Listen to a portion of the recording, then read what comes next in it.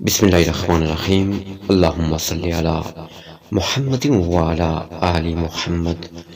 حدیث قدسی، جنت میں صالحین کے لیے کیا ہوگا؟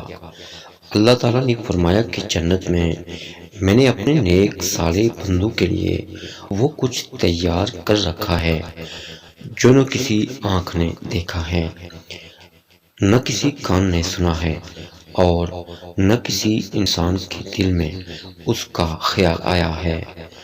حضرت ثوبان رضی اللہ تعالیٰ عنہ بیان کرتے ہیں کہ رسول اللہ صلی اللہ علیہ وآلہ وسلم نے فرمایا، جس شخص نے کسی مریض کی عیادت کی وہ مسلسل جنت کی روش میں رہا۔